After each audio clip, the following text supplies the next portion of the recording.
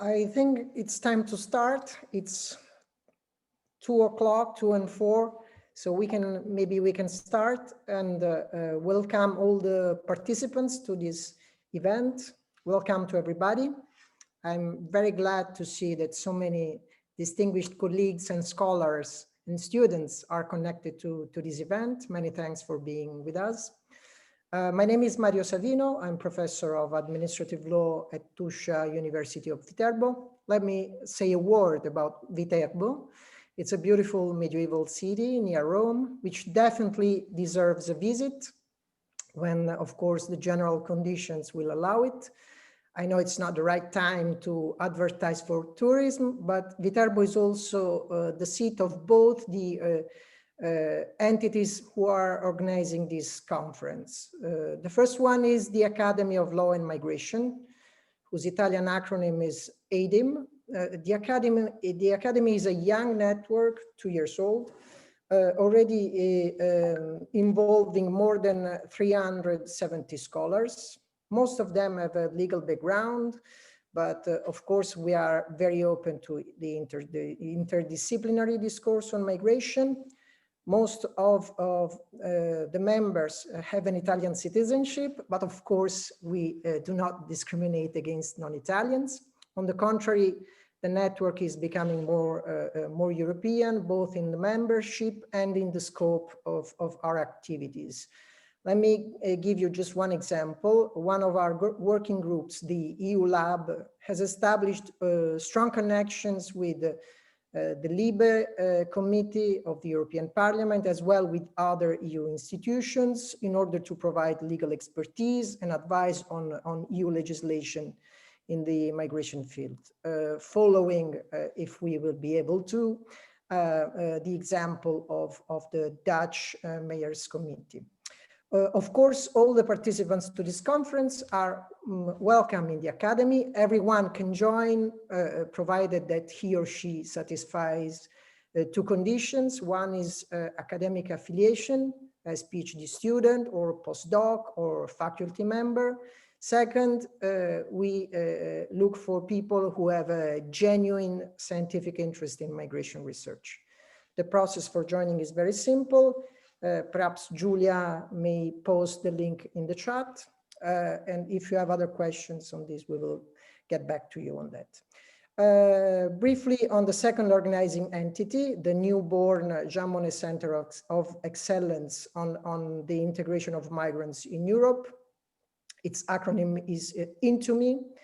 As a newborn baby, INTOME is neither a Facebook fan page nor a website yet. We are working on it. And this is the first public release, but of course, you will hear more about INTOME in the near future. Now, let me go back to the conference. This is the third annual conference of the Academy of Law and Migration, the first one held in English. Usually, our annual conference takes place in physical presence in Viterbo. This year, of course, it's not possible, but Alessandro Bufalini, Daniela Vitiello, and myself, as coordinators of the Academy, decided not to cancel the event, but rather to make it truly European, as the technology helps us in this respect. And therefore, we decided to use this conference as an opportunity of reflection on the relatively new foundations of the EU asylum and migration policy that the Commission laid down with the communication on the new Pact published last September. I hope you will enjoy the discussion that will take place on this subject. As a chair of this opening session, let me remind you the rules of the game.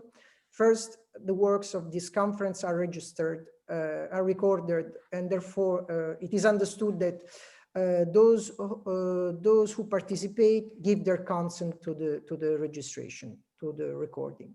Second, I kindly ask you to keep your microphone off, except when the chair gives you the floor. Third, this panel will close at 4:15 p.m. And will be followed by a second panel starting at 4:30 p.m. In order to respect this timing, I kindly ask each speaker of this session to present their views on the Pact in 15 minutes. I'll let you know when there are 2 minutes left, and a stopwatch will sound when the time runs out. I will be very strict on that. Fourth, after the presentations of the speaker, there will be some space, 30 to 40 minutes, for an open discussion. I kindly ask all those who are interested in intervening to write their name in the chat, or if you prefer to write down a question in the chat, that's fine. Mention please the speaker to whom the question is addressed, and don't make too long questions, because otherwise it would be difficult to read them. Finally, I have the privilege to welcome and introduce the very distinguished speakers of this first panel: Philippe de Bucher, Jean-Pierre Casarino, Paula Garcia Andrade, and Daria Davitti. The panel will be opened by Philippe, who needs no introduction. He's professor of law at the Institute of European Study of the Université Libre de Bruxelles. And he's the well-known founder and coordinator of the Odysseus Network for Legal Studies on Immigration and Asylum, the most extensive network in this field in Europe. Philip will help us to put the new pact in context by highlighting or unveiling perhaps the political and institutional dynamics behind the pact. Philippe, please open the video and the audio, your microphone. Thanks for being here with us. The floor is yours. Thank you very much, dear colleague. It's a real pleasure to be with all of you, despite, let me say that I miss you physically, but that's for the moment the situation. And let me add also that I'm very happy to know a bit more about the Academy for Migration Law, because it would be very nice for Odysseus to establish a closer link with the Academy. And Odysseus is a very European network. The Academy has very strong national roots. And I think that, of course, we always need that when we cooperate at EU level. So I might come back to you to see how we could collaborate in a closer way. Just to say something about the new migration pact. Well, I think that paradoxically, it's easier to understand the pact when you think of what it is not and what it could have been. And the first element, what is it not? Well, the pact is not a long-term programmatic document. And in particular, it's not made of strategic guidelines for the future, but it is a simple commission communication. Let me develop that. Why do I say that the pact is not made of strategic guidelines? Well, because as you know, we have in the European migration and asylum policy the habit to make every 5 years a program, a plan for the new 5 years period. It was now precisely the moment to adopt a new 5-year plan, in particular after the European elections. And actually, we do not have that. The Commission doesn't pretend to do this.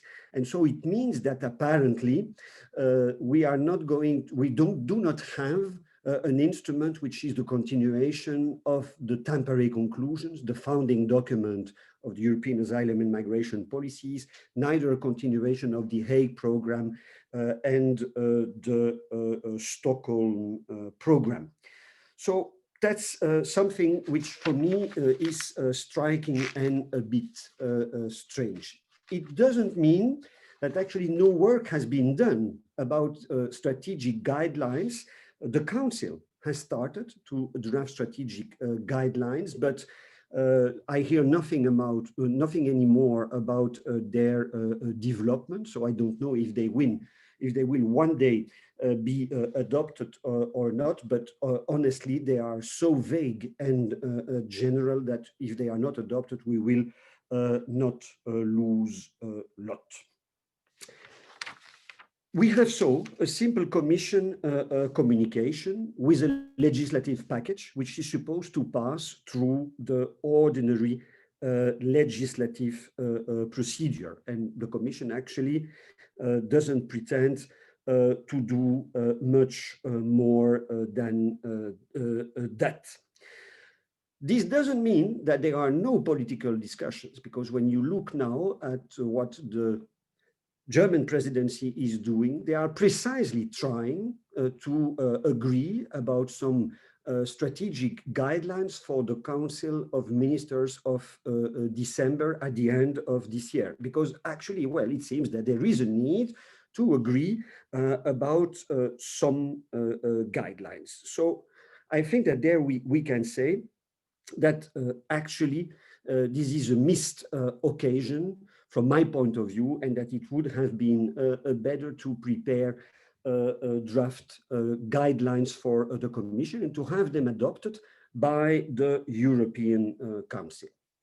Why? And this leads me to my second point. Well, the Pact is not a programmatic document expressing a new consensus, in particular because I think it is an incoherent package based on a disagreement regarding solidarity. And secondly, because it's not a fresh start, to use the word of the Commission, but the continuation of previous policies. First of all, an incoherent package based on a disagreement regarding solidarity.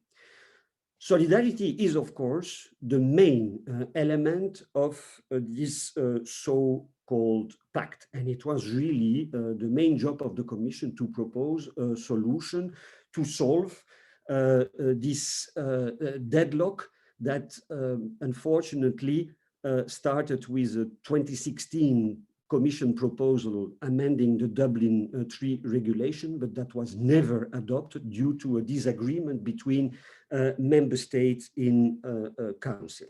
Well, the Commission is now proposing something about solidarity, but I am afraid that it is really an incoherent package hiding a disagreement.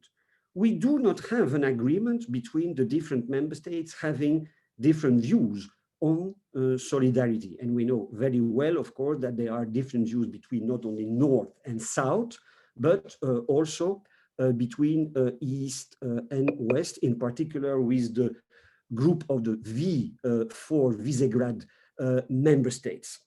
And I think it would have been necessary to try to establish a consensus about what is solidarity between member states. And what do we have? Well, a proposal made mainly of two elements: solidarity through relocation, which has been experienced in 2015 with a council decision, and on the other hand, a new element proposed by the Commission regarding the sponsorship of return. So the idea that instead of relocating asylum seekers from a member state under pressure, the member state can help that member state by implementing return of irregular migrants or failed asylum seekers. I don't say that it's not a good idea to imagine to help one member state with Frontex, through Frontex, or through another member state. But when I think as those two elements as a package of solidarity, what is striking is that they are absolutely contradictory. And actually, the Commission has put together two parallel and contradictory tracks. There is no agreement about member states what should be solidarity in the area of asylum. You have one proposal, which is relocation, that we already know, and we have another proposal, which is the sponsorship of return. But when you think about it, these elements are perfectly contradictory, and returning is exactly the contrary of relocation.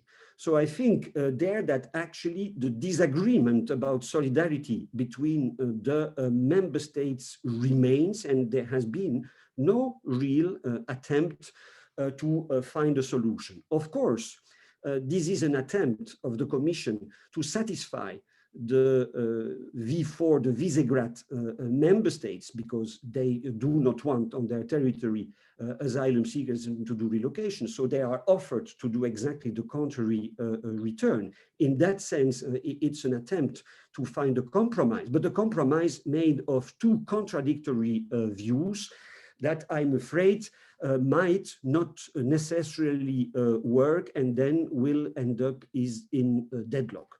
Why might it not work? Well, because helping a member state to implement return is quite difficult. We know that the return policy doesn't work very well, that it's extremely difficult.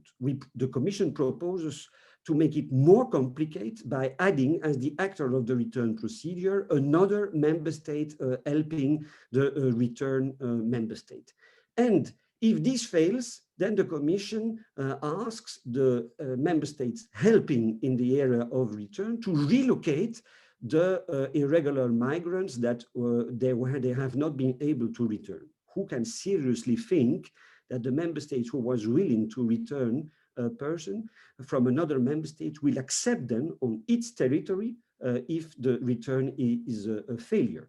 Without even speaking about the opinion of the concerned migrants. You can imagine how happy they will be to have to move from one member state where they are in an irregular position to another member state that wants to return them, but that fails. So I am afraid that this is not only an incoherent scenario, but also even an impossible scenario. My last element, the Pact is not a fresh start, but it is the continuation of previous policies. And in particular, when you look at the temporary conclusions and the 4 pillars of the temporary conclusions, well, you find all those pillars in the new Pact with very few elements.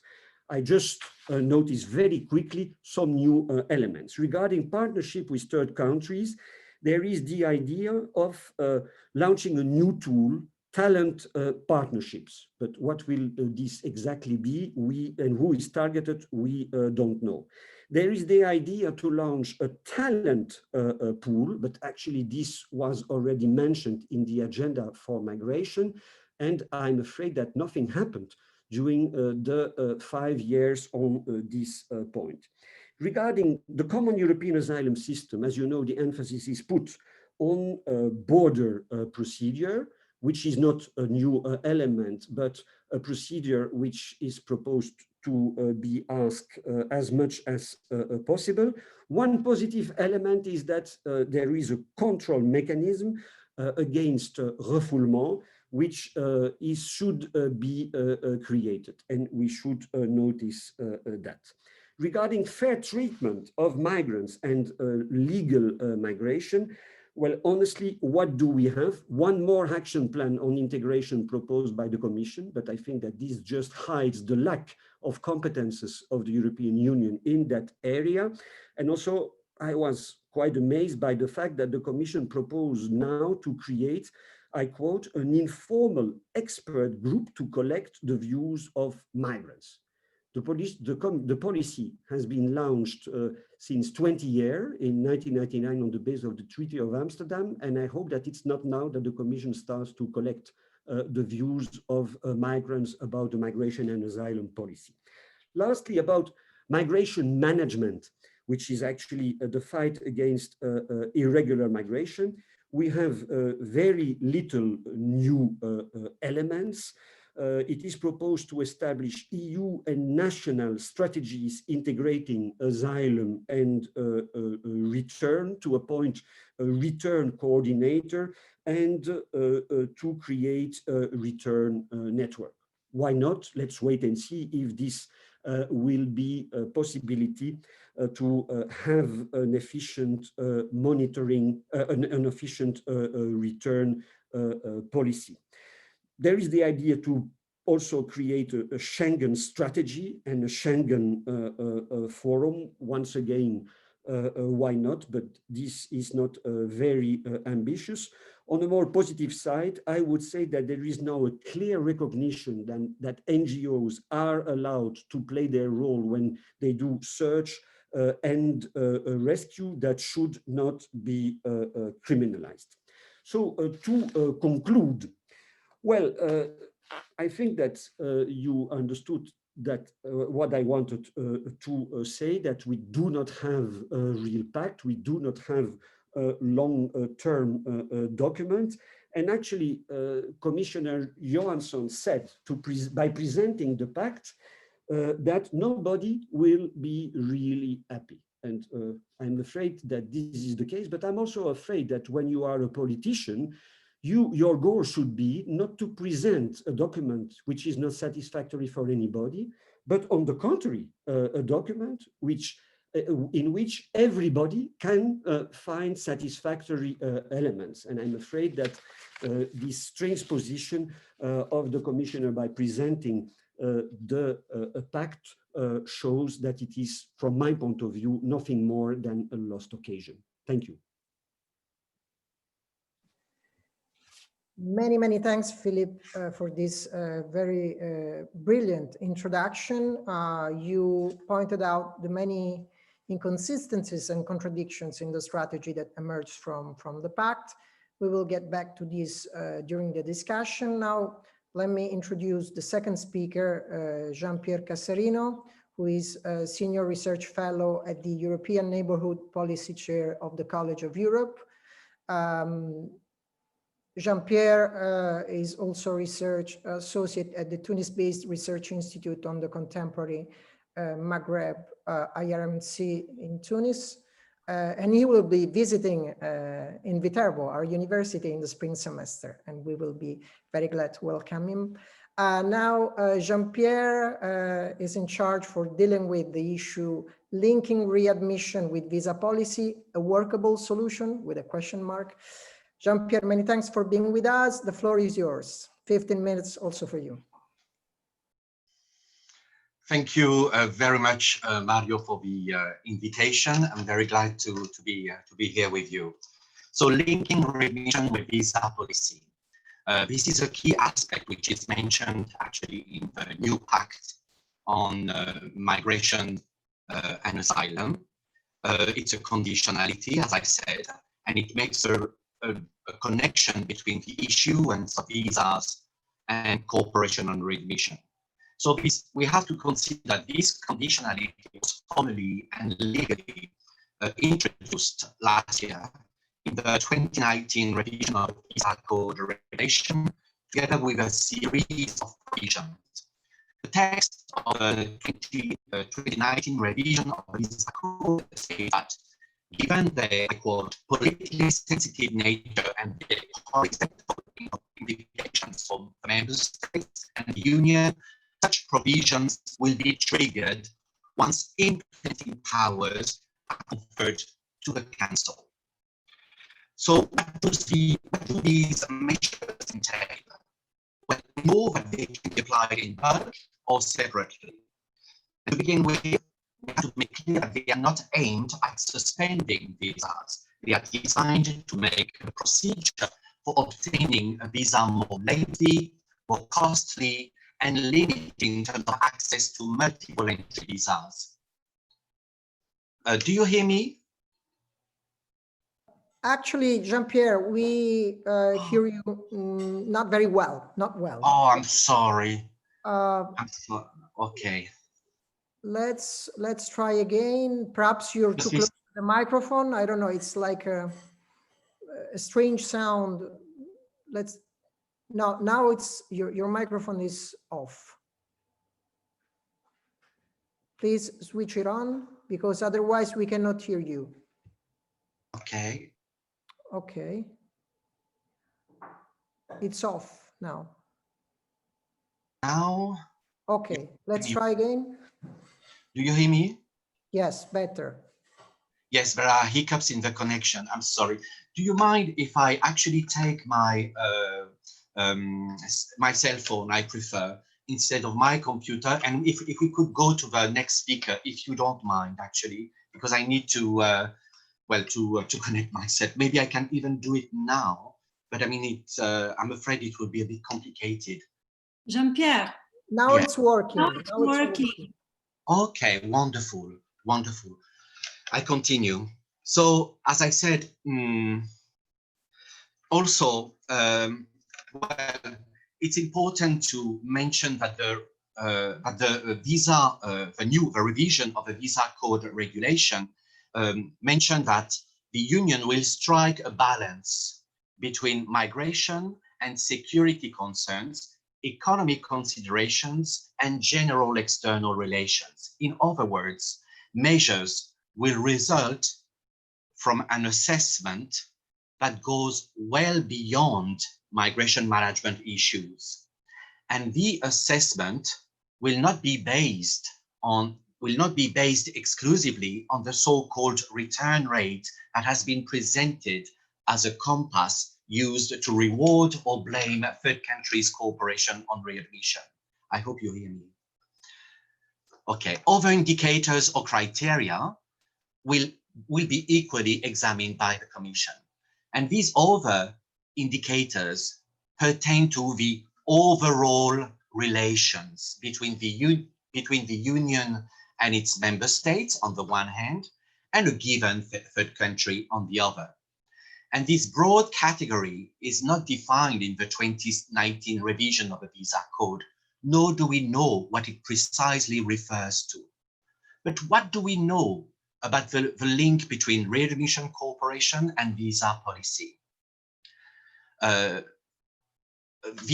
idea of linking cooperation on readmission with visa policy is not new. It was first introduced at a bilateral level by some member states. For example, 15 years ago, cooperation on redocumentation, including the swift delivery of laissez-passers by the consular authorities of countries of origin, was at the center of bilateral talks between France and North African countries. In September 2005, the French Ministry of the Interior proposed to sanction uncooperative countries by limiting the number of short-term visas that France delivers to their nationals. This was especially addressed to North African countries. Sanctions turned out to be unsuccessful, not only because of the tensions they generated, but also because North African countries retaliated against France by exerting their own pressures. At the EU level, the idea to link readmission with visa policy has been in the pipeline for many years. Let's remember that in October 2002, in its community return policy, the European Commission reflected on the positive incentives that could be used in order to ensure third countries' constant cooperation on readmission. And the Commission observed in its communication that, actually, I quote, "There is little that can be offered in return, in particular, visa concessions or the lifting of visa requirements can be a realistic option in exceptional cases only. In most cases, it is not." Therefore, the Commission proposed to diversify its incentives. In a similar vein, in September 2015, after years of negotiations and failed attempt to cooperate on readmission with southern countries, the Commission remarked that the possibility to use visa facilitation agreement as an incentive to cooperate on readmission is limited in the South. I quote, "As the EU is unlikely to offer visa facilitation to certain third countries, which generate many irregular migrants and thus pose a migratory risk.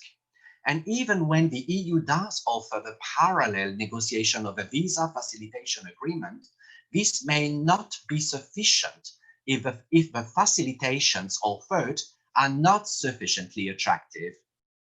More recently, in March 2018, 2 years ago, in its impact assessment accompanying the proposal for an amendment on the Common Visa Code, the Commission itself recognized that, I quote, better cooperation on readmission with reluctant third countries cannot be obtained through visa policy measures alone. It also added, I quote, there is no hard evidence on how visa leverage can translate into better cooperation of third countries on readmission. Against this backdrop, why has so much emphasis been put on the link between cooperation on readmission and visa policy in the revised visa code regulation and later in the new Pact? The Commission itself recognized that this conditionality might not constitute a sufficient incentive to ensure the cooperation on readmission. To reply to this question, we need to get rid of the oft-cited reference to third countries' reluctance, and we need also to understand that, first, cooperation on readmission is inextricably based on unbalanced reciprocities. 2, migration, be it regular or irregular, continues to be viewed as a safety valve to relieve pressure on unemployment and poverty in countries of origin. 3, readmission has asymmetric costs and benefits, having economic, social and political implications for countries of origin.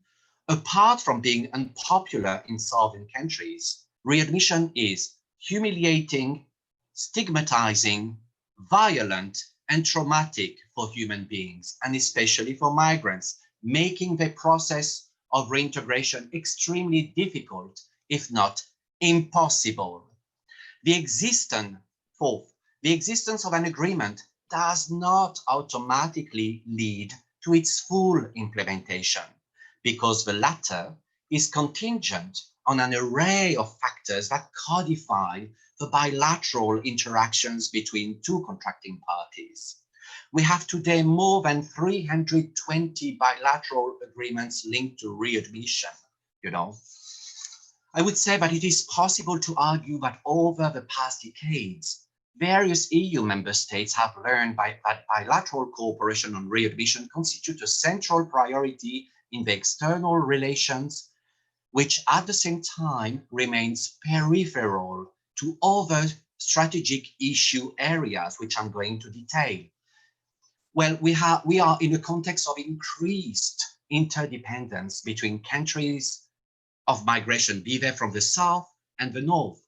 And over the last decades, member states have learned, especially France, Italy, Spain, Greece, that bringing pressure to bear on uncooperative third countries need to be evaluated cautiously, lest other issues of high politics be jeopardized. Readmission cannot be isolated from a broader framework of interaction. And this point leads me to a final remark regarding return sponsorship, which was mentioned by Philip before me. It is detailed in Article 55 of a proposal for a regulation on asylum and migration management. Well, in a nutshell, the idea consists in a commitment from a sponsoring member state to assist another member state, the benefiting member state, in the readmission of a third country national. And the sponsoring member state offers an assistance by mobilizing its network of bilateral cooperation on readmission, by opening a dialogue with the authorities of a given third country, where the third country national will be deported. If, after 8 months, attempts are unsuccessful, the third country national is transferred to a sponsoring member state. This is the proposal of the Commission. Viewed from a non-EU perspective, namely from the point of view of third countries. This mechanism might raise some questions of competence and foreign policy broadly speaking. Which consular authorities will deliver travel documents? Are we talking about the third country's consular authorities located in the benefiting member state or in the sponsoring member state? Moreover, in acting as a sponsoring member state, one is entitled to wonder why a member state might be exposed to increased tensions with a given third country, especially a strategic third country, while putting at risk a broader framework of interactions. Well, it is important to realize that the cobweb of bilateral agreements linked to readmission has expanded as a result of tremendously complex dynamics that go well beyond the management of international migration. These final remarks are crucial to understand that we need to break away from the conditionality pattern, especially in a regional context where patterns of interdependence among state actors have gained so much momentum. Linking readmission with visa policy might not be the adequate response to ensure third countries' cooperation on readmission. Thank you. And my apologies. Thank you very much, Jean-Pierre. Thank you also for being perfectly on time despite the technical problem. I'm sorry. No, it's okay. It's okay. We could hear you perfectly. Many thanks also for helping us to understand how complex it is to make reluctant third states cooperate with you in this readmission policy, which is always, lacking in terms of effectiveness, and how ineffective the conditionality logic can be. I mean, this is your main claim, I guess, as far as I understand. We need to break away from a conditionality pattern that does not work because it's not adequate to the different contexts. Many thanks for this. We will get back to you also during the discussion. Now, let me turn to the next speaker, Paula Garcia Andrade. Paula, thank you for being with us. She's assistant professor at the Universidad Pontificia Comillas, where she teaches public, international, and EU law. Paula is an expert of EU external competencies and migration law, and will deliver a speech on EU cooperation on migration with partner countries, new instruments in the toolbox.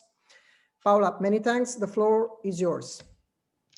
Thank you. Thank you so much, Mario. I'm really happy to take part in this conference, and of course, I would like to thank the organizers for inviting me, and especially to Professor Sabino. Thank you, Mario, to give me the opportunity to share the floor with such distinguished speakers and dear colleagues. I would like to concentrate my expose on sharing my thoughts on the assessment on how EU cooperation on migration with partner countries is being addressed in the new Pact presented by the Commission. And the Pact, this external dimension of immigration and asylum policy gets the prominent place it deserves as an essential element of any coherent and efficient migration policy. But not just because, as you know, the sixth section, a whole section, is devoted to working with our international partners, but also because throughout the text we found numerous references to this external dimension.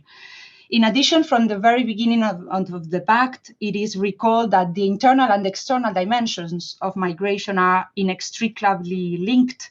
That is how this external dimension is conceived as a means to facilitate the achievement of the objectives of migration and asylum policies inside the EU. And that's precisely the conception the EU has of this external dimension.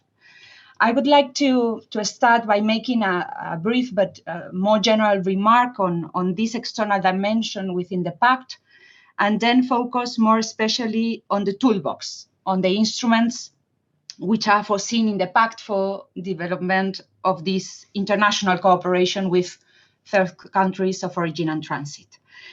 On my general remark would be the question which has been already tackled by Professor De Vricker regarding the whole Pact, whether are we really in front of a new paradigm? You have seen in the press release of the Commission that it is stated a change of paradigm in cooperation with non-EU countries is presented. Well, this cooperation is to be centered, according to the Pact, on comprehensive, balanced, and tailor-made migration partnerships mutually beneficial for the parties involved. The approach adopted towards migration cooperation with third countries is being, as you know, comprehensive, global, balanced, and all the synonyms you would like to add to this list since Tampere in 1999, and especially since the adoption of the global approach to migration. As you know, the main politically inspiring framework for cooperation with partner countries. Then this idea of mutually beneficial partnerships in which we take into account not only EU interests, but third countries' interests already appeared at the adoption of the GAM with 2 M's, the Global Approach to Migration and Mobility in 2011. The idea of mainstreaming migration into the whole external action of the EU to mobilize different policies for incentive purposes is not new, nor the conditionality between mobility and legal migration opportunities with control-oriented commitments, as it was recalled already in the already new partnership framework adopted in 2016. The insistence on actions on capacity building, on migration management of third countries, or the root causes of migration approach, well, they are not new, you know it, by which development cooperation is used to reduce migration. However, there we see once again a controversial statement. The Commission affirms that assistance will be targeted as needed to those countries with a significant migration dimension. This is once again problematic. It implies a risk of deviation of the development cooperation policy from its primary objective in the treaties, which is, as you know, eradication of poverty. If funds are limited and we spend them on countries with a migration dimension, we don't have enough funds for countries not posing migration challenges to the EU. In sum, the political importance of this external dimension is clear in the Pact, but there's not a new paradigm. There's not a fresh start, but just the existing approach with slight nuances. So what about the instruments, the focus of my expose? I would like to share with you my thoughts, dividing them into what is new regarding instruments, what is missing in my view, and what's in excess in the Pact. So regarding the new instruments, well, in addition to the traditional instruments of cooperation in these external dimensions, such as readmission agreements, visa agreements, the Pact refers, as Professor De Vricker already signaled, to talent partnerships. These could be, well, according to the Commission, a kind of partnership frameworks whereby the EU would show an enhanced commitment to support legal migration and mobility with key partners, but it would be more a EU policy framework by which the Union would be supporting cooperation and funding in matching labor and skills needed in the EU, supporting mobility schemes, capacity building. So they are presented not just an action on legal migration, but being part of the EU toolbox for engaging partner countries strategically on migration, so as an incentive for control-oriented cooperation. The idea seems to be inspired from the Global Skills Partnership, which appear in the Global Compact on Migration of the UN, as these partnerships are bilateral agreements used to foster skills development. by which, well, the country of destination will provide capacity building and financing to train potential migrants in the country of origin with the skills which are needed in the country of destination. So we will have an instrument of migration management and at the same time of development assistance. But it is unclear whether these partnerships would include a specific legal migration offers. It is clear from the Commission view that a strong engagement from member states would be needed, and this is, of course, a question of competences.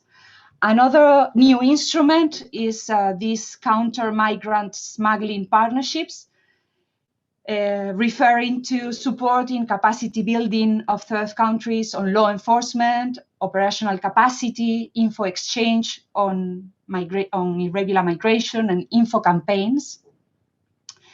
I wonder whether they are a real instrument of cooperation or just a new label or an umbrella under which we will include the traditional instruments to fight against irregular immigration. What is missing, in my view? Well, firstly, there's a lack of certainty regarding the toolbox, a lack of clarity of rationalization and prioritization on the instruments. For instance, previous instruments of this external dimension would be used. What about those emblematic instruments of the GAM, such as mobility partnerships, the CAMs, the Common Agendas on Migration and Mobility? Probably they are gone, but nobody told me they were gone officially. These talent partnerships that do not seem to replace mobility partnerships, because as you know, these mobility partnerships were larger frameworks of cooperation in which the Union was supposed to offer legal migration opportunities in exchange for control-oriented commitments from third countries. These talent partnerships are the specific instruments which were lacking, by which the Union is to really honor the commitment on legal migration opportunities, on mobility opportunities. If that's the case and mobility partnerships are abandoned, would there be another umbrella, another general cooperation instruments under which we will channel the rest of specific agreements and arrangements on migration? This relates also to clarifying the approach. As I said, the GAM was never officially abandoned, but the Union has departed explicitly and implicitly from it in the past years. So I think its disease should probably be certified. I think that also references to association agreements are missing. I have been very insistent myself on this idea, on the potential of the explicit external competence to address, to conclude association agreements with third partners as a way to address legal migration issues instead of exercising the external competence on legal migration, which is a bit more difficult, legally speaking. They are very important, these association agreements, as you know, for integration purposes. They reinforce the status of rights of migrants coming from those associated countries.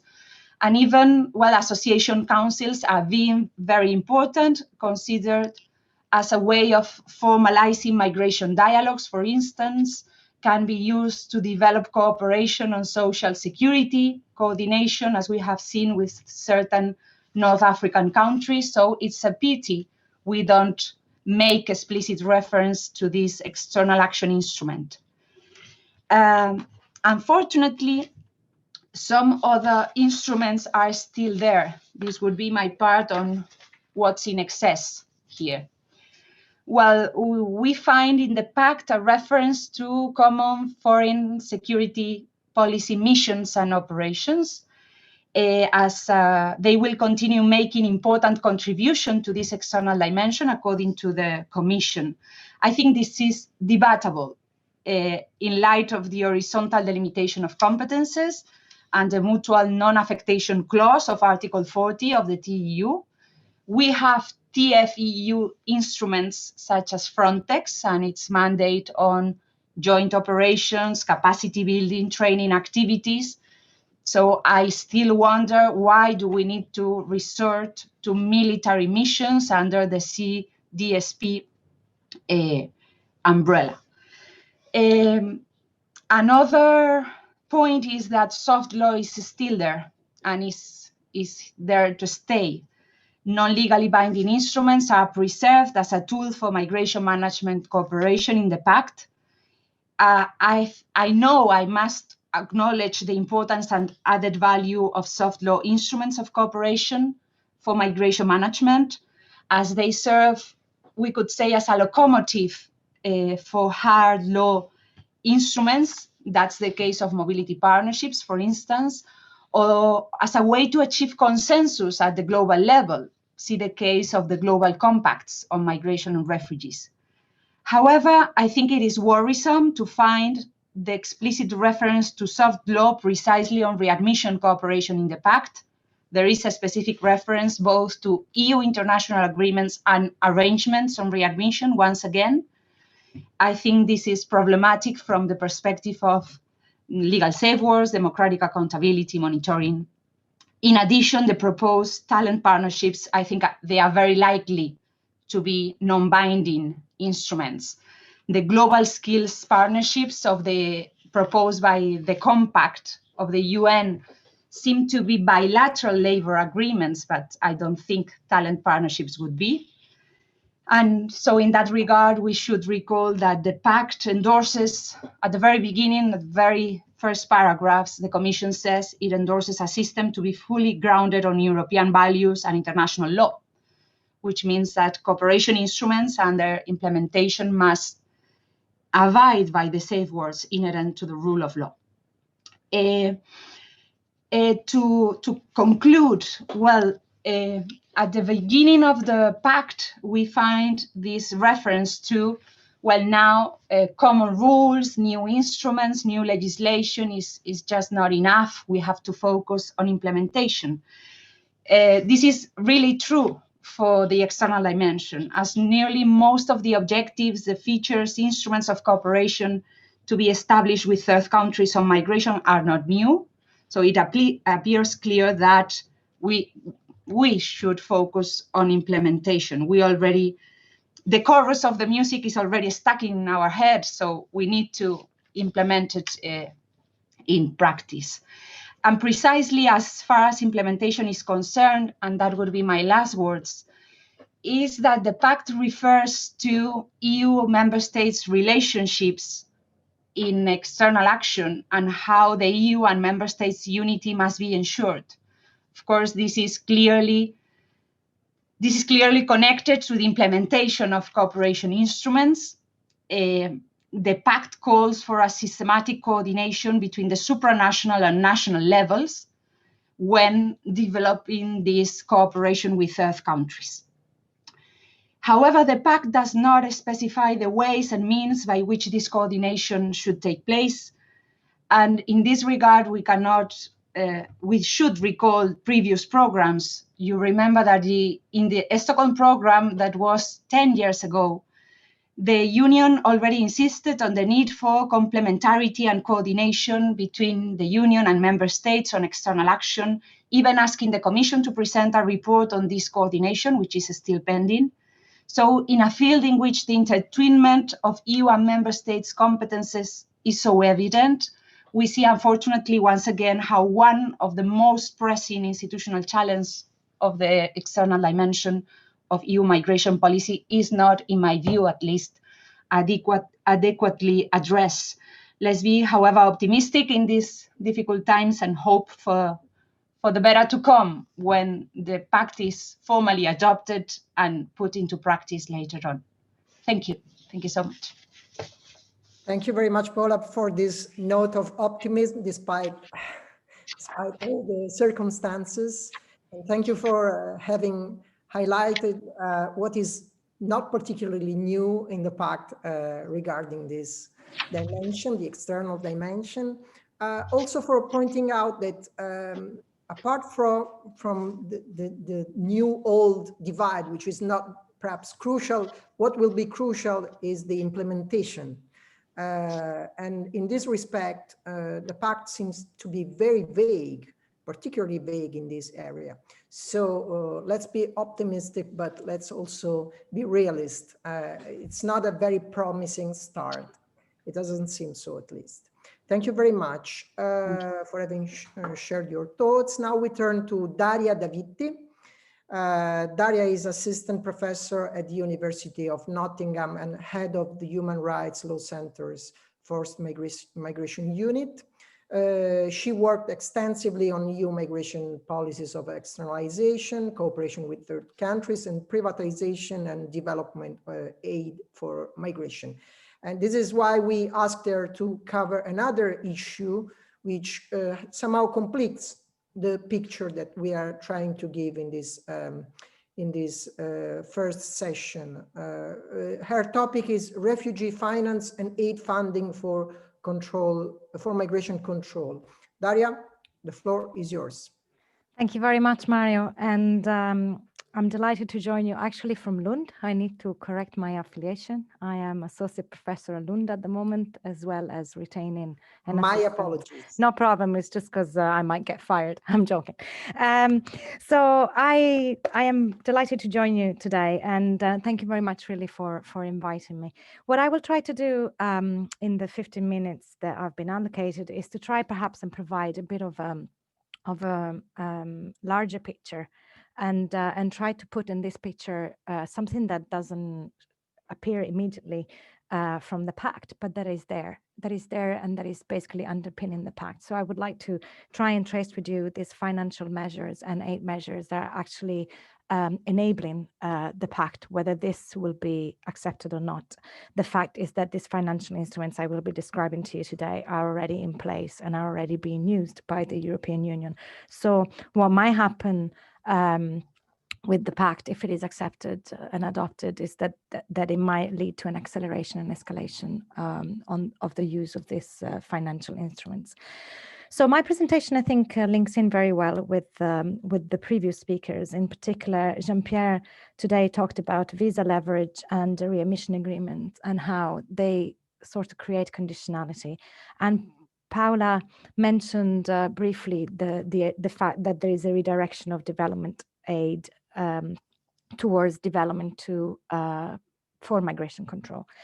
So what I would like to do with you today is to look at what I would describe as the financialization of international protection, and more specifically, what financial mechanisms are now being embraced by EU member states, but also more broadly by the UN, by receiving states and by NGOs to address the funding gap to refugee responses. So the way I've organized my presentation is to first try and present you the problem, because there is a problematic narrative there at play. Then look at why refugee finance is presented as the appropriate solution to this problem, and then what types of financial mechanisms are we talking about and why this might be problematic from the perspective of international law, which is the perspective that I am looking at. So how is the problem presented in the discourse, in the literature, including the EU literature and the UN literature? So the problem is presented as a very pragmatic and practical one.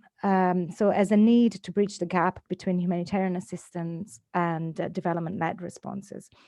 So the narrative that we see at play is based on certain premises and assumptions that I will try to explain to you now. So the main assumption is that humanitarian assistance is not enough, and that it's better to build on refugees agencies and self-reliance or resilience rather than giving them handouts. So development aid is seen as a form of handouts and charity, and basically investment and finance are seen as a better way of helping refugees achieving self-reliance. And so the UN and in various compacts, including the Global Compact on Refugees, and the World Bank as well, talk about this shift from funding to financing. So to try and see how to attract the private sector in the context of migration. So there's another assumption, of course, and that is the fact that this gives preference and prioritizes, brings to foreground, basically a default position. So the fact that there shouldn't be any form of spontaneous asylum. So we see this very much in the Pact, that so this idea of externalization that many of the colleagues have talked about, but that I would also call containment. So the idea the refugees don't enter the global north and they remain in the region of proximity of the country of origin.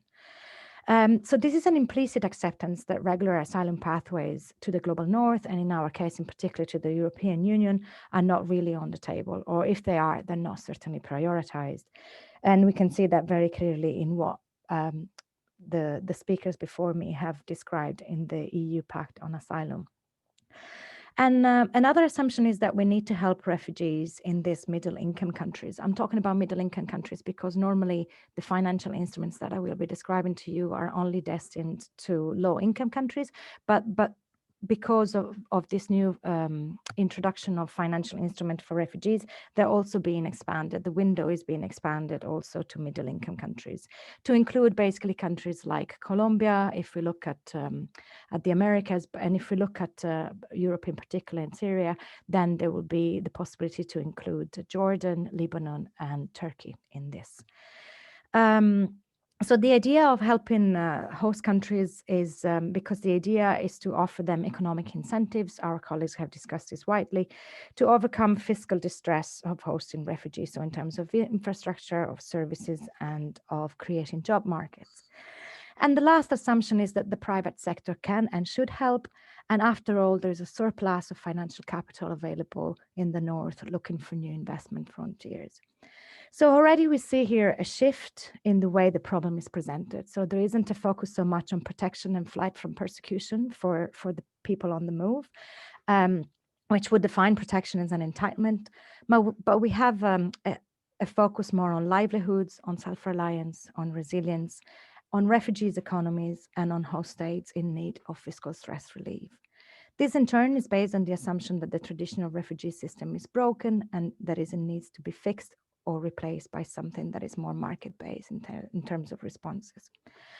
So then why is refugee financing the perfect solution to these problems? So, well, first of all, is the reality of cuts in traditional donors' aid. We saw how the Trump administration has withdrawn funds from various countries, but we've also seen how the EU has redirected funds, as has already been explained. And we see how, of course, COVID-19 has created situations in which funds have been redirected in different ways for obvious reasons. Another reason for looking at refugee financing is that humanitarian assistance is seen as insufficient and inadequate to meet the existing needs of refugees and countries and host countries. And then the fact that development responses correspond to market-led responses for which we need a different way of working and a different institutional and operational framework and different financing mechanisms and actors. So then the question, of course, is what are these financial mechanisms? So in the context of refugee impact investment, experts are calling this refugee mechanism the refugee investment ecosystem. And these financing mechanisms are presented as an opportunity, and I quote, to generate positive impact on the forced migrant population while also generating competitive financial returns. So what we see here at play is really something that is presented to us as a win-win business model. And more in the specific, I will try not to bother you with the details, but if you have questions afterwards, I'll be happy to talk more about this. What we're talking about is mainly 4 types of instruments, which are based on impact investing and blended finance instruments. And they're mainly concessional loans, which are loans usually made to a country by financial institutions, or in certain contexts also by philanthropic investors at a lower rate compared to the market rate. But then there will also be a component that is at a discounted rate. So to give an example, the European Bank for Reconstruction and Development, EBRD, used for the Regional Refugee and Resilience Plan in response to the Syria crisis, which is called the 3RP, these forms of concessional loans. We also see technical assistance funds, which are basically designed as accelerators. They're called incubators and startups, technical assistance funds. And the idea of these funds is to support the initial stages of a business, right? So the idea of priming potential investment for the future. We then see also guarantee and risk insurance. So this is basically when international financial institutions, government, or philanthropic investor provide guarantees or insurance price below market rate. So to give an example, you might have seen it in the news recently, we're talking about parametric insurance. So like the pandemic bonds that we have seen during the Ebola crisis, and they failed to pay also in the context of the COVID-19 outbreak that we are experiencing. And the last but not least, we have design stage grants, which are basically aimed at leveraging and incentivizing policy change. And as I will discuss in a moment, there is an element of conditionality attached to this. So the idea is that basically these financial mechanisms are made conditional to changes in the policy and in the measures adopted by the receiving state. So for instance, in terms of allowing refugees to work, but also in terms of perhaps creating a different legislative framework for the treatment of women in the host country. So why is all of this problematic? And I will just leave the last 5 minutes to this. So especially from a perspective of international law. So what I argue is that what we see at play is the performative politics of resilience. So first of all, it's problematic for the refugees themselves and for their subjectivities, because what we see is that refugees become an intangible asset to be sold and traded to global investors. So we have a focus on resilience and self-reliance, and the plight of refugees becomes somehow depoliticized as they become market actors whose entrepreneurship can be monetized and sold. So the type of refugee that we see at play here is one specific type of refugee, and is an entrepreneur refugee. It's problematic for the inherent meaning of international protection, because what we see at play here is not a focus, as I said, on protection and on flying persecution, but is a policy in alignment with containment and the externalization policies of the EU. We see a departure from traditional durable solution. So instead of local integration, we see only temporary forms of protection, which are now offered by the states that are in receipt of this financial instrument. We see that voluntary repatriation is now turned into coercive forms of so-called returns, or rather expulsions, driven by hostile environment policies and deterrence across the member states. And we see the resettlement policies have been replaced by de facto containment policies, whereby states and their private investors reach to their pockets to buy their way out of any obligation for so-called responsibility sharing. And we see this, I think, very clearly in the possibility also of return sponsorship. And so I wouldn't be surprised if these forms of financial mechanism will be used in future also to support this return sponsorship. It's problematic for the meaning of development and for the meaning of aid, because we see the creation of new forms of, I would argue, new colonial dependency through loans and debt creation. And it's also an accelerated form of dependency embedded in volatile international financial markets. It's problematic because of the involvement in economic and refugee policies in the host states. So I've already alluded to this, but what we see is an interference, both direct and indirect, in refugee policies. And what we see is that they are oriented solely and exclusively to the right to work, when we know very well the refugees have a lot more rights. And so if all of the attention is devoted to this, what happens to international protection more broadly? And so the refugees, as I said, has been reconceptualized as key market actors. Host states also play the game here, because what we see, and as I mentioned before, is that they're now basically only granting temporary forms of protection. So the idea of naturalization in the country becomes almost impossible. And also what we see is that host states are increasingly refusing permanent status and integration.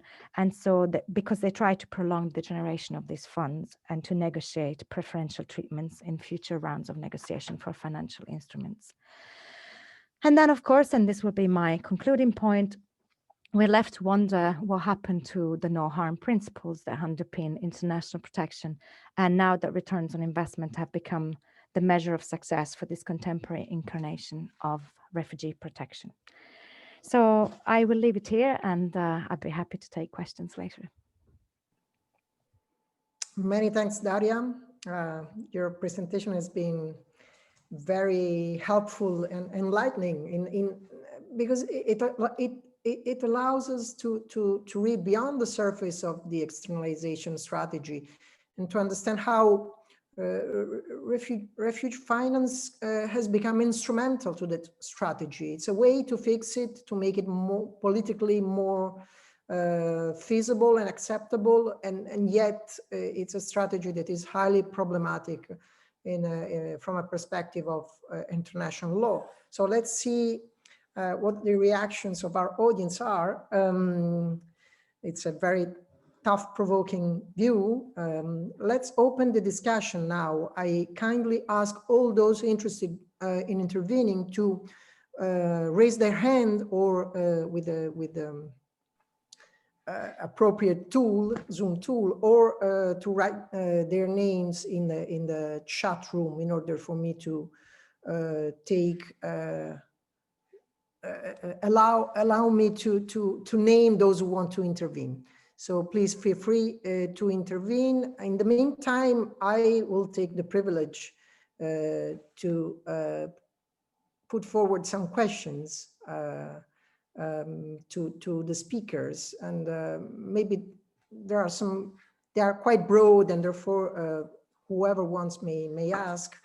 But this is just, to fill a gap while waiting for other to make questions.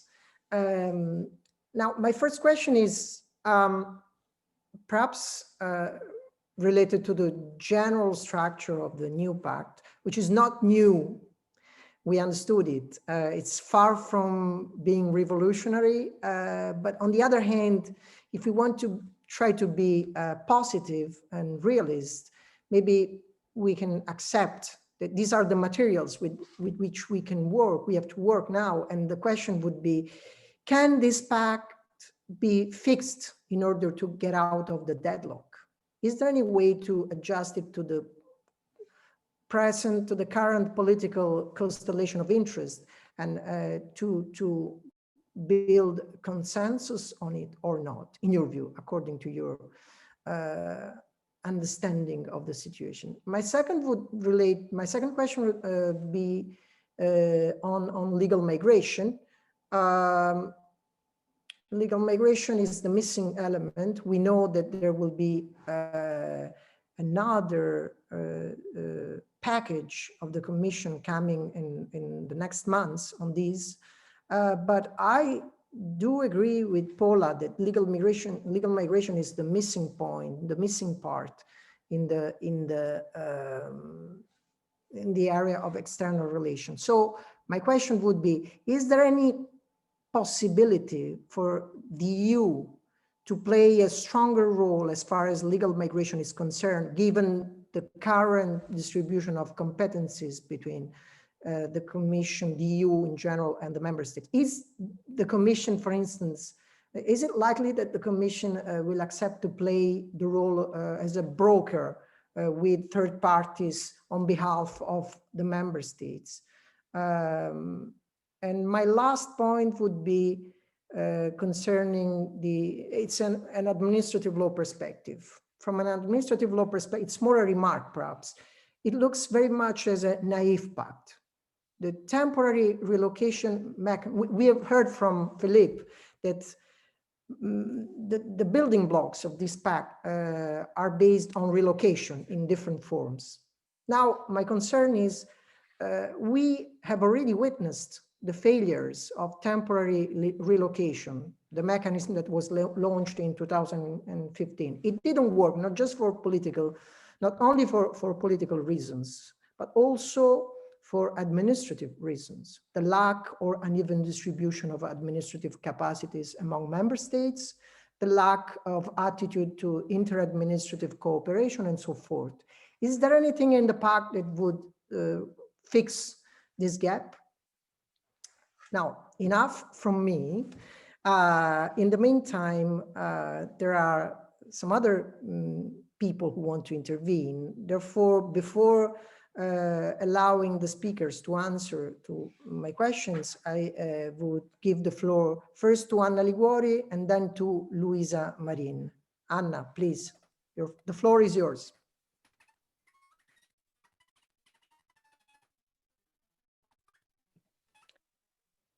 Anna, we cannot hear from you.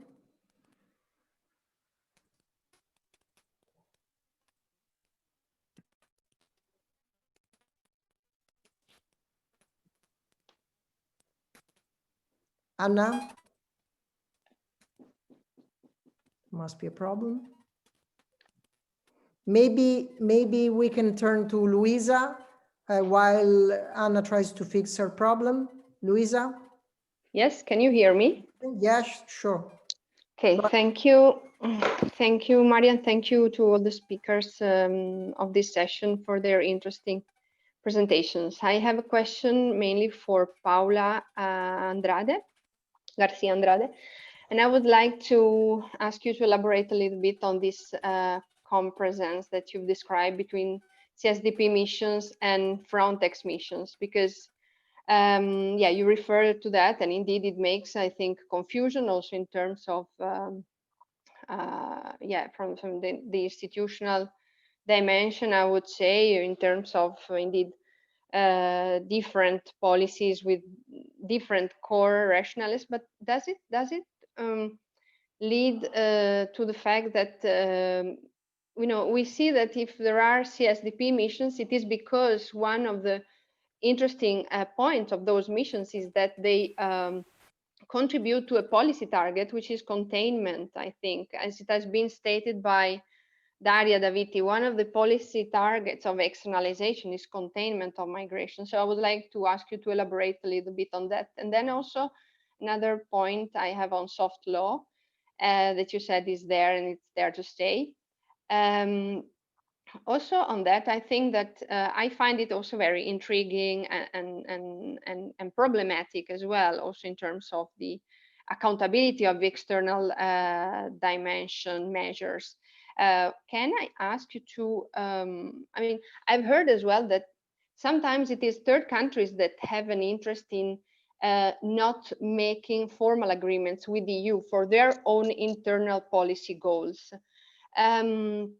So yeah, would you like to elaborate a bit on this accountability problem of the soft law in the external relations dimension? Thanks. Many thanks, Luisa. Perhaps Anna is writing down her question, so we may turn. I'm sorry, Daniela, I didn't notice that you were already in the list. So we may turn to Daniela now, and then to Hope. Daniela. Thank you, Mario, and thanks to all the distinguished speakers. I really appreciated all the presentation, and I would like to address a question to all, if possible, to starting from Professor de Bricker. My question is about the control mechanisms against refoulement that should be created according to the Pact.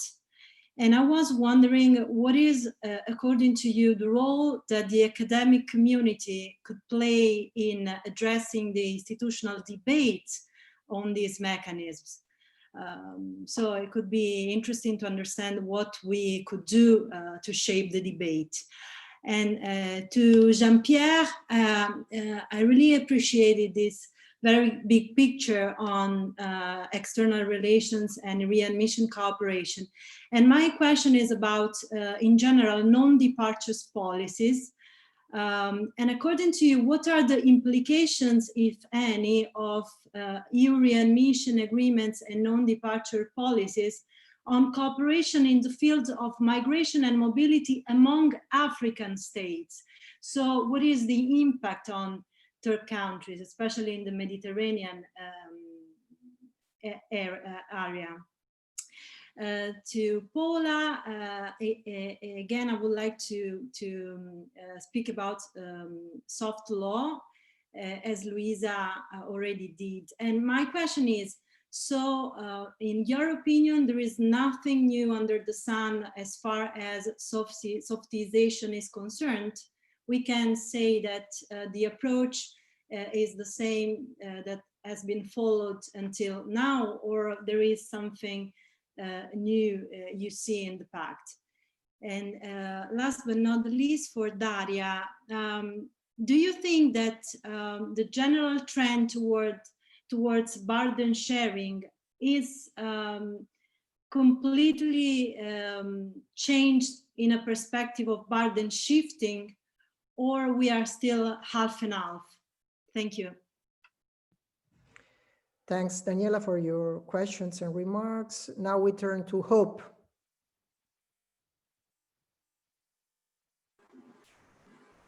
Okay. Good afternoon, everybody. Thank you, Ogola from the University of Ubinu. I'm a PhD candidate there. I have like 2 questions, but the first one I would like to ask to Daria. In relation to your presentation, I would like to know why the protection for refugees were reduced to a temporary basis in the host countries. And I think this is a general question to all the presenters. Why is it that they are still operating on soft power when it comes to protection of lives of people that have experienced a lot of dangers as a result of moving from one country to the other? Why is there a lack of political will and power to implement policies that would really help protect these persons from whatever crisis they left, especially from third countries like African countries? Thank you. Many thanks, Hope, for your question. Now we turn to Salvo. Yes, thank you very much. I hope you can hear me. Thank you. I would like to thank all the speakers for their very interesting presentations. My question is related more to the presentation by Jean-Pierre Casarino, and I share actually his view on the risks behind the link between visa and readmission.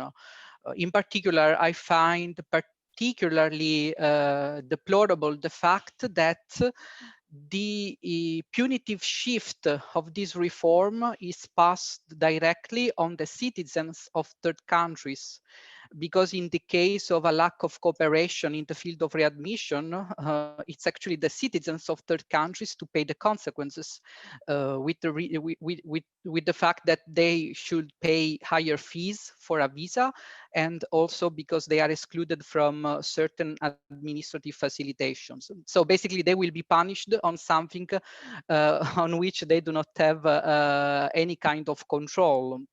But apart from that, another issue, and here comes my question, is that in fact by 2022, a new system of border control should take place, which is the ETIAS, the European Travel Information Authorization. And this should apply basically to those third country nationals that are excluded from an obligation to have a visa. My question is therefore whether a more uniform system, coherent system applying to all country nationals attempting to enter the EU is more desirable than having all these costly equipments at the borders, visa, ETIAS, and so on, to check the admission of third country nationals in the EU. And this question perhaps can be linked to the fact that with a more uniform system, even the approach to regular migration can be more organized, in fact. Thank you.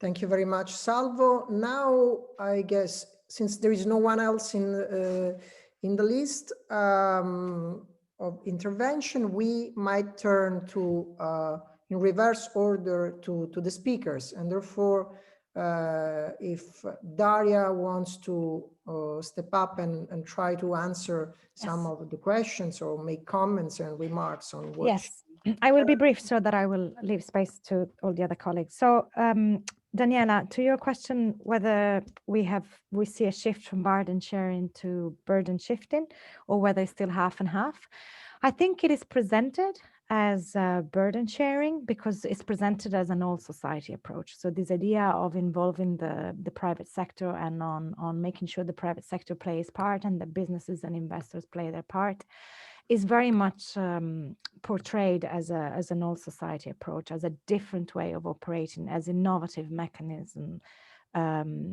for this shift from funding to financing. So it's shown very much as an innovation in the system. But in reality, I think what we see, it is a burden shifting, because what you see, as I said, is the total closure and containment. So if I think if one thing for me that strikes me with the Pact is this, and that we haven't really discussed very much, but hopefully the other panels between today and tomorrow will discuss, is this idea of pre-screening at the border. So the moment, and surely detention. So the moment you have a pre-screening at the border, you're stopping the migrants outside of the EU border. And we know, because of reasons of jurisdiction and extraterritoriality, what this means in terms of ever being able to access the territory. So I would see definitely in practice, de facto, more burden shifting than burden sharing, although it's presented and packaged as burden sharing.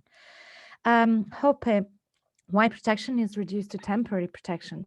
So technically, what I've seen in my research is that host countries are obviously incentivized to offer temporary protection, in the sense that they are asked to change their policy and offer the right to work to refugees, which in itself sounds like a great idea, but that right to work comes with a repeated temporality. So instead of a concept of long-term integration in the community that we used to have with the traditional, and I'm using the past tense, I realize this, but we used to have more of an idea, at least in theory, of integration in the local community. So that the idea obviously was that protection was achieved through a sense of continuity for the refugee.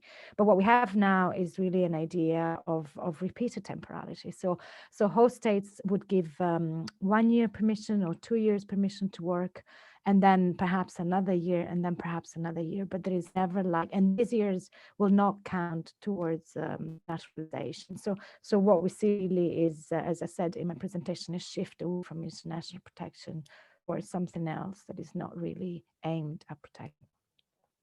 So yeah, these were the questions to me.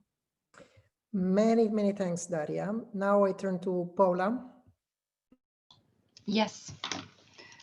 Thank you, Mario, and thank you so much for your questions. I will start with yours on the legal migration issue and whether what are the possibilities for the EU to play a stronger role on legal migration regarding external action, I guess you are referring to.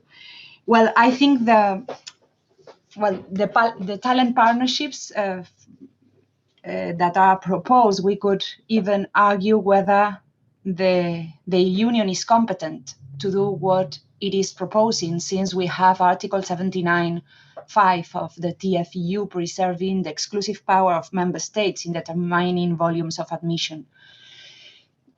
Well, let's say that we don't know whether these partnerships will be offering admission, because it's not clear. They are talking about matching skills and labor needs, so it is not clear whether they are offering real admission places or quotas or wherever. If that would be the case, I would say that the union would be anyway competent, because there is also Article 74 of the TFEU giving the union a competence to ensure cooperation between member states and between member states and the Commission. It would be to coordinate, to break a deal with third partners. That would be an issue, a possibility, even if on the substantive question, there is an exclusive competence because there is a general interest on the migration policy field. In any case, I think the Union can act on legal migration externally, but there are problems in exercising the implied external competence on legal migration. It would be, well, would be a bit too detailed to explain my position, but I don't think it's easy for the EU to exercise that competence. It's my interpretation of the old Opinion 176 doctrine of the Court of Justice. But in any case, to make it simple, it would mean now that if we don't have a common system of admission of legal migrants, the question is, what do you offer to third countries? That's why in terms of external competence, I think it is so important that the Union completely or advances in the harmonization of internal rules on legal migration so that it can offer to third countries the facilitation of those rules. We don't have to forget that the preservation of the exclusive power of member states in 79.5 only refers to volumes of admission, not conditions of admission. So the Union has a large space to act in that regard, but legally speaking, it's not so easy. That's why I propose to use association agreements to advance not only in the path of the integration of migrants, as we have done until now, but also in conditions of admission. So that would be a possibility. And well, it is true that in the Pact, there is the final section devoted to legal migration and internal harmonization and advancing internal harmonization. I don't think, however, they are seeing that in the sense of making the Union, giving the Union more possibilities to act externally. I don't think member states wish to do that. On the questions the question of Luisa, thank you so much, on the CSDP missions and Frontex. Well, my point in that regard is that using a CSDP mission for migration objectives could be against the mutual non-affectation clause of Article 40.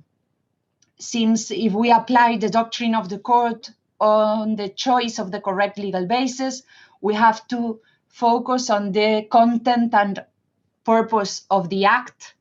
If we pay attention to the UBAM Libya operation or to the Operation Sophia, it is argued that their objective is international security. However, in both CDSP acts, it is stated that their objective is to prevent migration flows to the EU. So if we apply the doctrine of the Court of Justice on the correct choice of the legal basis, we could say, well, they are in fact migration policy missions, or at least there is a dual objective from the security policy and migration policy. If a dual objective can be affirmed, then we need a dual legal basis. But using a CSDP mission and a Frontex operation, which will be the operational part of the migration policy, would be incompatible in procedures according to the court. So we will have to choose one or another. In my view, even though Article 40 of the TEU is now mutually protecting the TEU and the TFEU, I think we can argue still in favor of the integration process. So Frontex would win that legal battle. But, well, the Court of Justice, as you know, is in its case law, it's fathering, or it's putting the accent on the purpose and the context, even saying that the fact that an operation has as its context, UN Security Council resolution is already enough to say that this is a CFSP act. And this is quite problematic, since everything the Security Council of the UN touches, that means that at the European level, that would be CFSP policy. I prefer to think no. Otherwise, the migration policy would shift to the Treaty of the European Union. And regarding soft law, well, your question, it is true that your comment that third countries' interest, in many occasions, it is the third countries' authorities which are asking for soft law cooperation instruments because they prefer not to explain to, well, when they have a civil society or a strong public opinion, they don't want to show that cooperation with a third country. But I would not dare to enter there when Professor Casarino is in the room, so he is a specialist on that. But your question, I think, was on accountability. What I think of my view, my work in this field is that, of course, these cooperation instruments, which are of a soft nature, maybe they do not lack publicity as such, because nowadays these arrangements are most of them public. Is not really the case for readmission arrangements. They are all border control arrangements, but these mobility or talent partnerships, of course, they will be published. But there is no parliamentary involvement in the side of the EU. We will be passing through the consent of the European Parliament, which is needed. Although my point is that the Parliament should have a role of monitoring, of political monitoring also over soft law arrangements, not just on international agreements. And of course, the problem of lack of judicial control. And here, my concern not only regards individual rights, whether the lack of judicial control of a soft law instrument avoids the protection of individual rights, which is the case, but also because they are normally against institutional balance from the EU perspective. And there we have the example of the EU-Turkey statement and the position of the Court of Justice for both purposes. No protection of individual rights, no protection of the institutional balance of the EU, which was not respected when adopting the statement.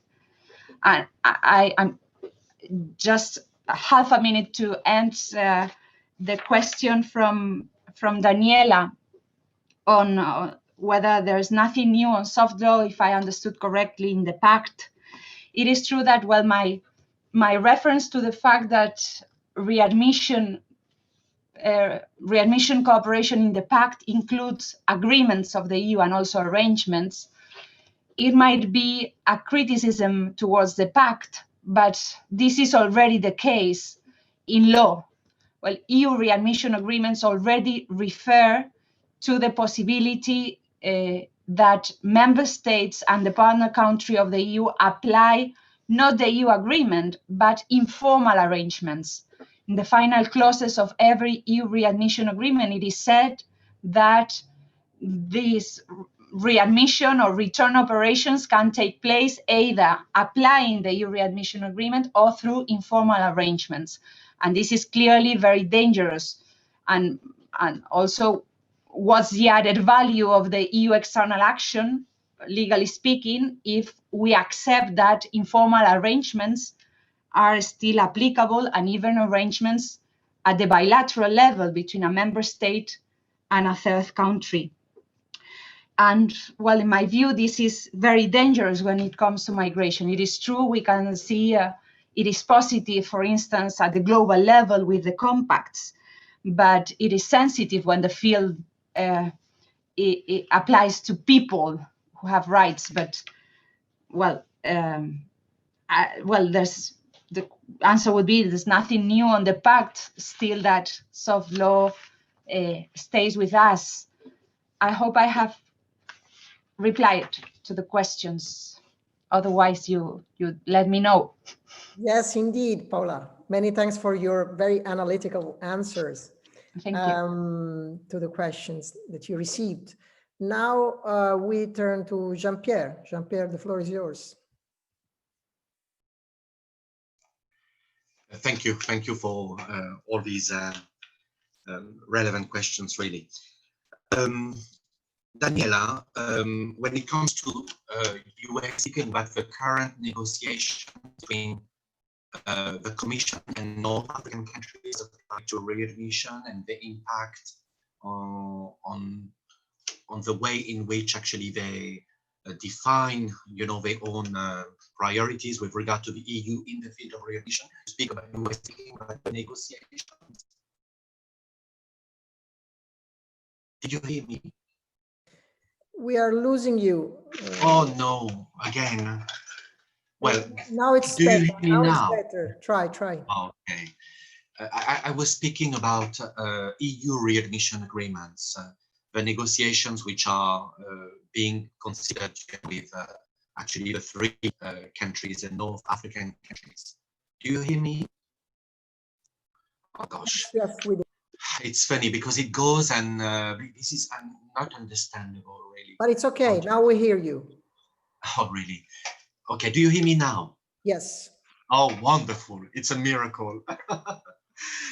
Just to say, well, we know that there are three North African countries which are engaged, you know, in, well, not in negotiations because Algeria hasn't started any negotiation with the EU, but at least Morocco and Tunisia.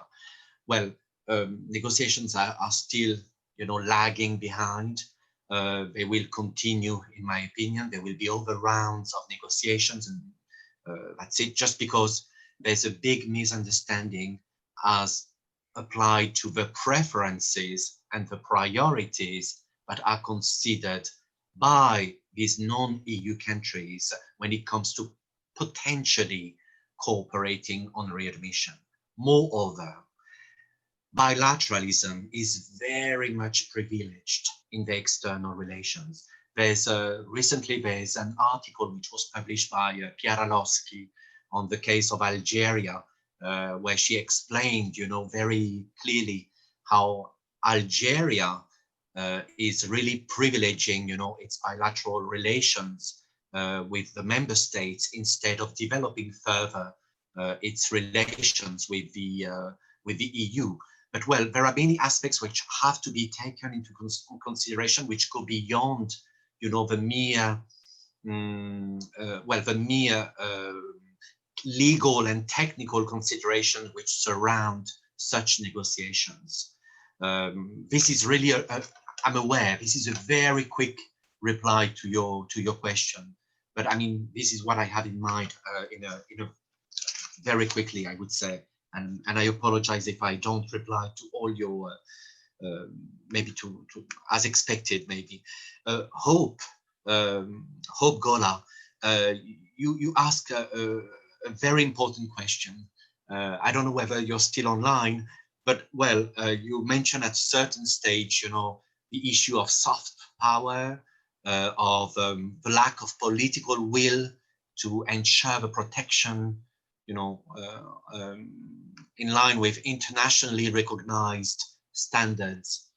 Well, when it comes to migration management, maybe in my opinion, maybe it's too provocative, we tend to isolate migration management from a broader perspective. And I would say that there's a common denominator between European countries, but also African countries. And this common denominator is the altered relationship between citizens and their own state. In a context of globalization, liberalization,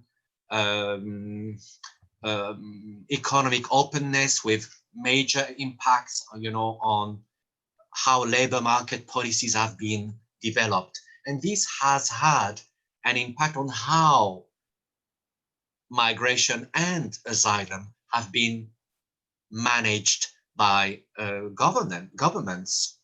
Why? Because they have been used also as a way of disciplining their own constituencies in a different way, clearly. I'm not saying that, you know, rights are similar between foreigners and citizens. This is not what I'm saying. But in, you know, let's say in showing that the state is here to manage asylum and migration, and in showing that to their own constituencies, is a way of offsetting the gradual retreat of the state from the economy, from the management of the economy. We see it every day, you know, with reference to industrial delocalization, privatization, exposure to labor market vulnerabilities, etc., etc. And the state does not really reply to its own constituencies. So how to exert certain, I would say, leverage, that's the word we use very often, you know, how to exert a certain leverage on constituencies by disciplining them. How? By using, you know, the migration management variable, I would say.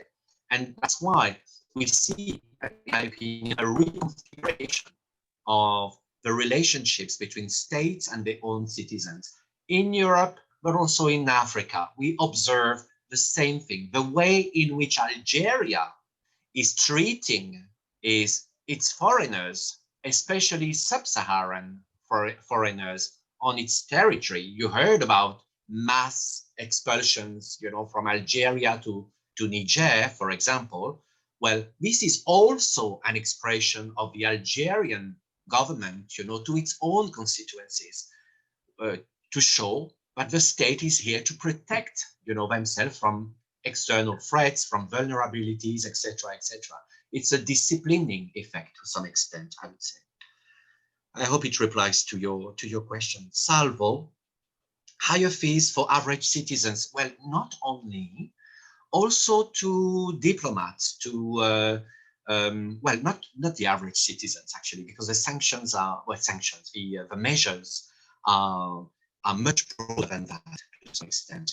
The main idea, if I understand, you know, the text of of this bunch of documents which we got in September, is that, well, they want to play on multi-entry visas and on fees, clearly, of course, but also on the ability of European consulates, which are located in non-EU countries, to be autonomous in waiving some documents which are necessary when you apply for a visa in Europe.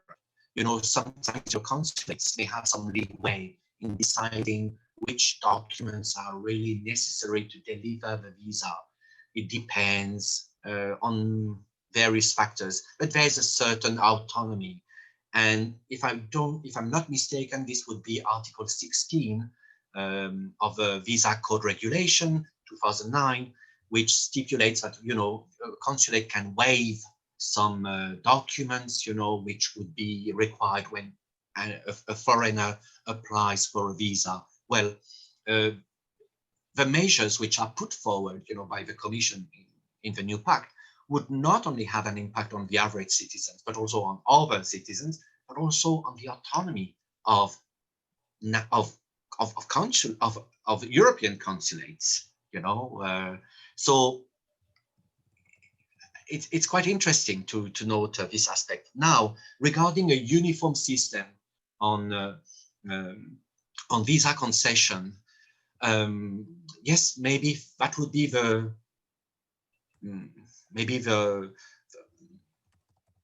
realistic way of dealing with, you know, regular channels of entry into the EU. Absolutely. Now, my question is, how would it be organized? When we speak about a uniform system, this requires a degree of harmonization, And when I hear the word harmonization, I'm a bit afraid that the common denominator will be the lowest one to some extent. And this is my main concern. So, well, anyway, this is how I view it. I hope I replied also to your question to some extent. Anyway. Many thanks, Jean-Pierre. Have you finished?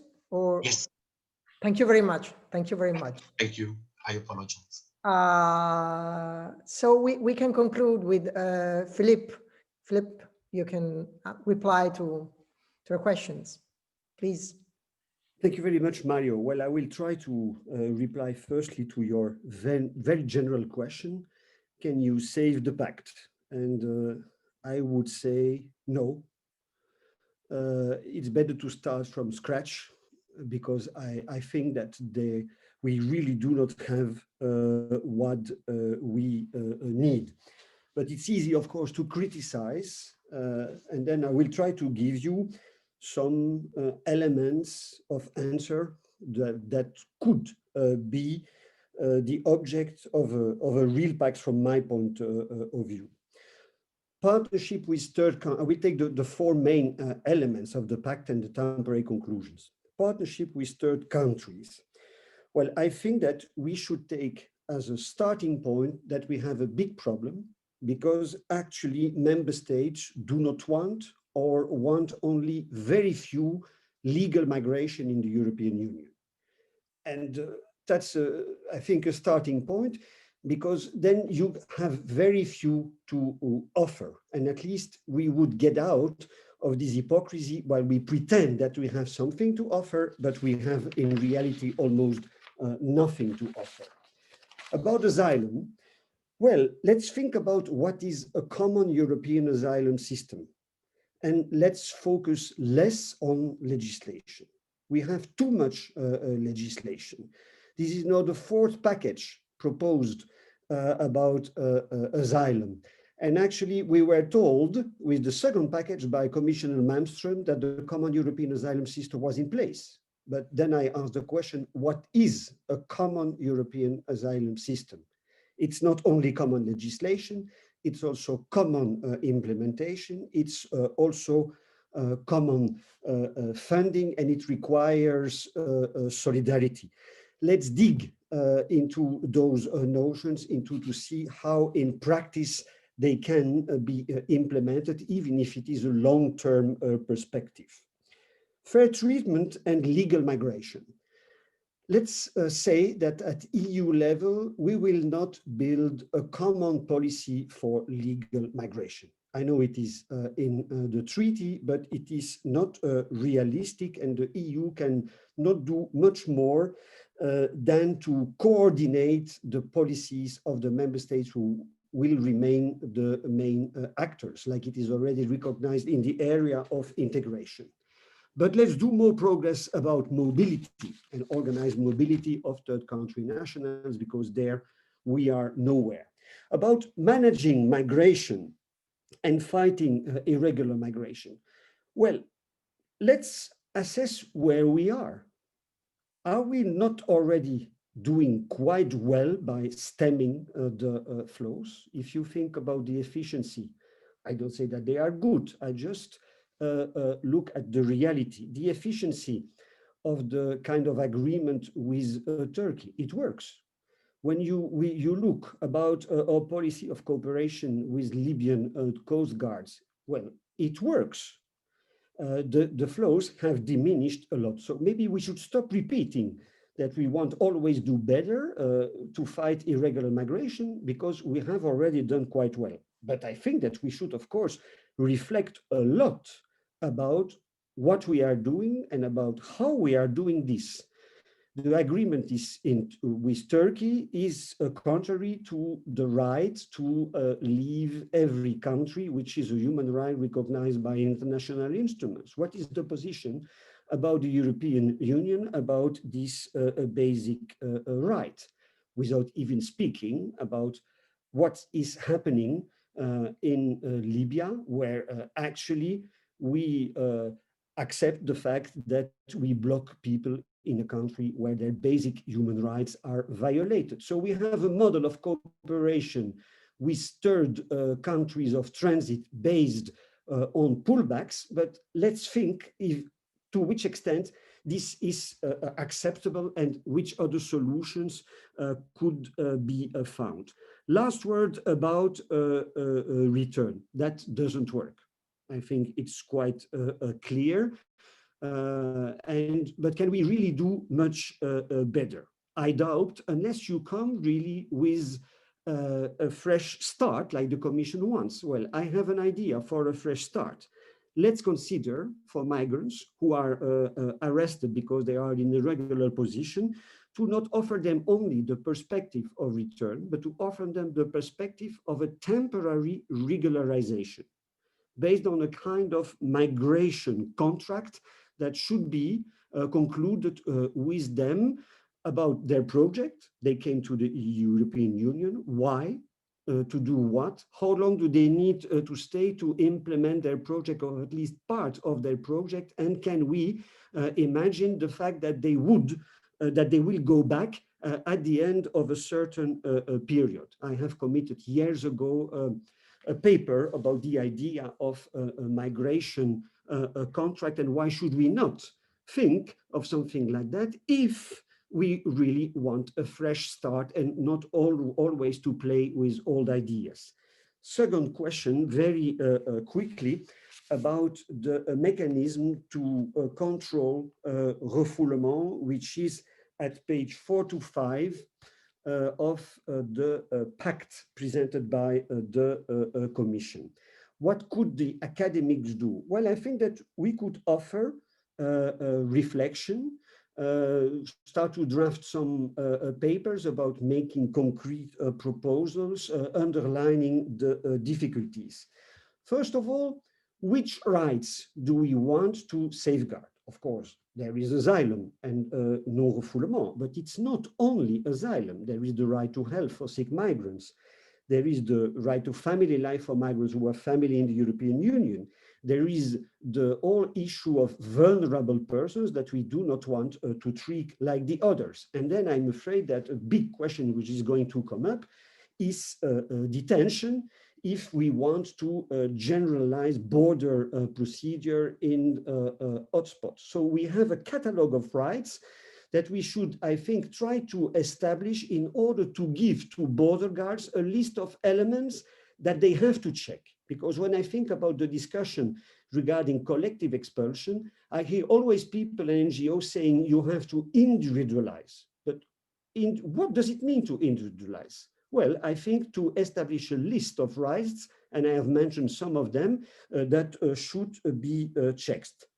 Monitoring mechanism by whom? Well, the Commission said by member states. Then you have, of course, the question of independence of national actors supposed to control the respect of human rights by mainly border guards. Maybe that ombudswoman can play a role at national level, but you have, of course, the big question, can NGOs contribute? And if they can NGOs, how could they contribute? The FRA, the Fundamental Rights Agency, is mentioned, but it is mentioned with working closely with the Fundamental Rights Agency. What does that mean? Knowing that for the moment, this agency is not at all an operational agency. Can we change that? Then do we need to change the mandate of the Fundamental Rights Agency? And I finish by knowing that actually, if you really want to safeguard the rights of migrants when they arrive, you need to be there on the spot and on the ground to see what is happening. So I think that there are a lot of challenges, but why not to convene a kind of academic forum to launch ideas about how this could be done ideally, and maybe what does exist in some member states, in case, I doubt that we will have a lot of food for thought, but maybe some food for thought when you look at best practices at national level. Thank you. Many thanks, Philip, for your very interesting and thoughtful answers to all the questions. But since we are close to the end, I just make a general remark. The title that we chose for this session, A Pact Between Whom, was aimed at highlighting a basic paradox that lies behind the European strategy on migration.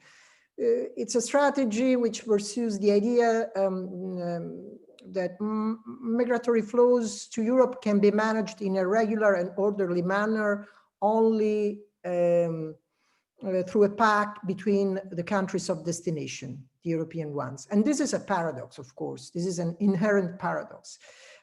But on the other hand, the presentations made in this panel seems to confirm that the paradox is there to stay.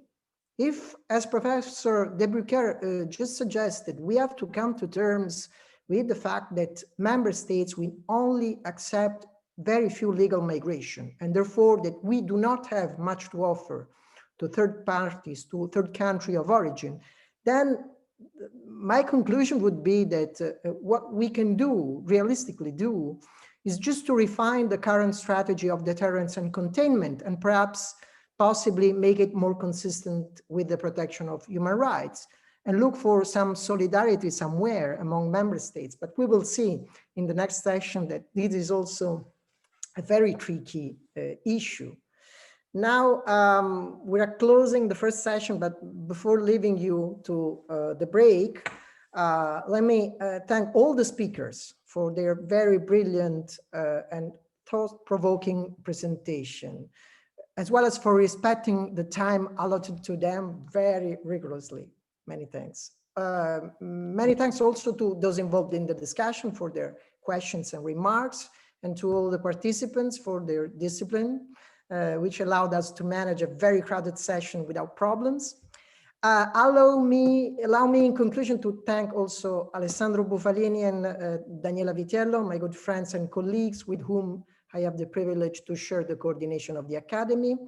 The other members of our team of young and promising scholars who played a very crucial role in organizing this event, from Giulia Del Turco, who really deserves a special mention, to Francesca Cancellaro, Martina Galli, Francesco Gatta, Giuseppe Terranova, and Flavio Verzi. Many thanks to all of them. I remind you that in 15 minutes, in 25 minutes actually, we were very good in managing time. In 25 minutes at 4:30, we will begin with the second panel. While you take a break, you can remain connected if you wish. Many thanks.